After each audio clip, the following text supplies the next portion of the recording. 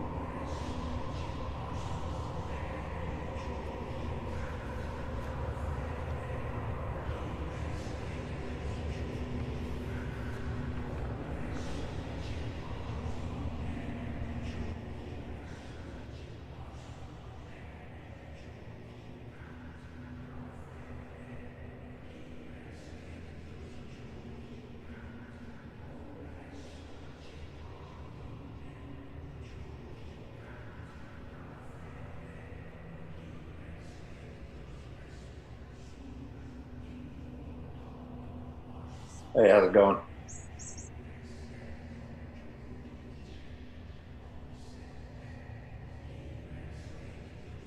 Yeah, I don't have anything to change. We didn't level up or anything, right? Fine. Hey, look who's there, married guy.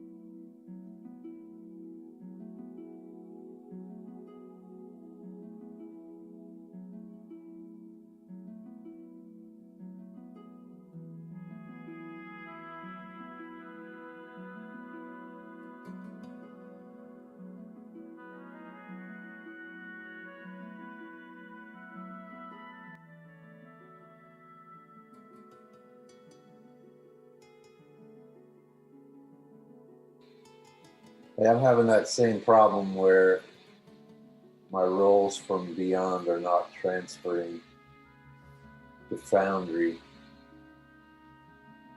and I can't remember what we did last time to fix it.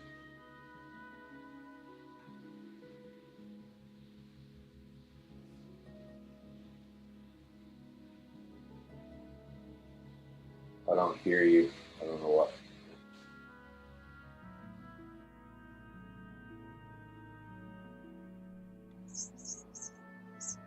Yeah, the little red hexagon. Yeah.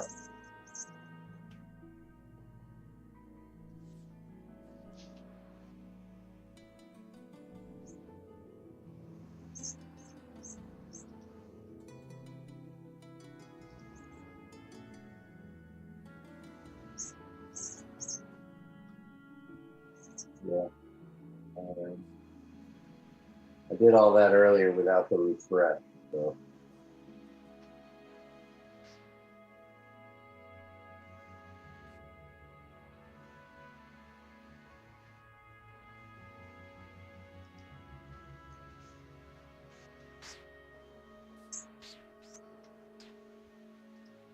see it?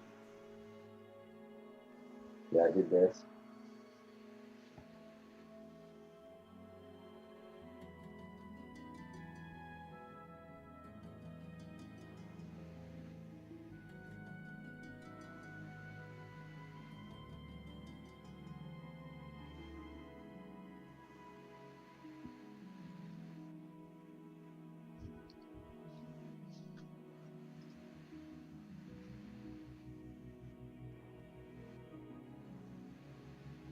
Whoa.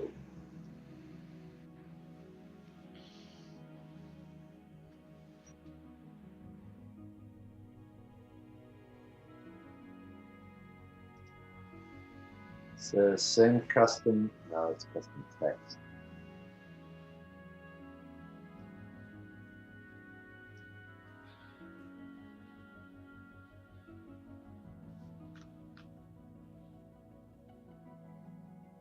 It was working great until we switched. The last time we played was the first time we played on this tabletop,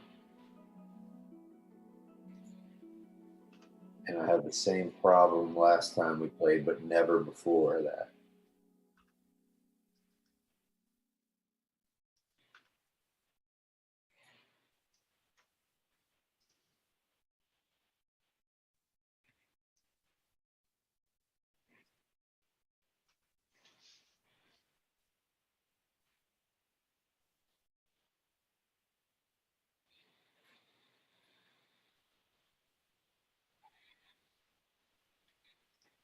Why would I do that? Over here it says beyond 20.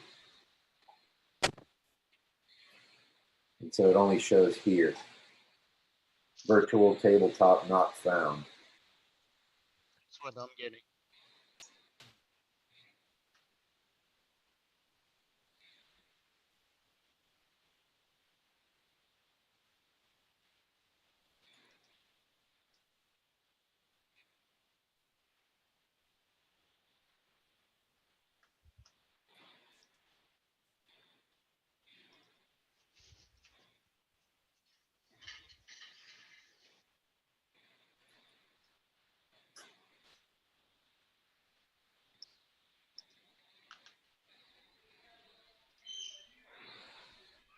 Did that work for you?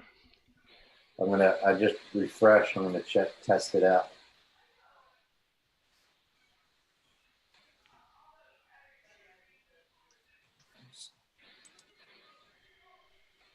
By the way, my cardiologist told me to start drinking again. Are you serious? Hey, man, doctor's orders. That's terrible news. He said that I've been on this medication now for a few months, and it's time to take it for a spin. Sounds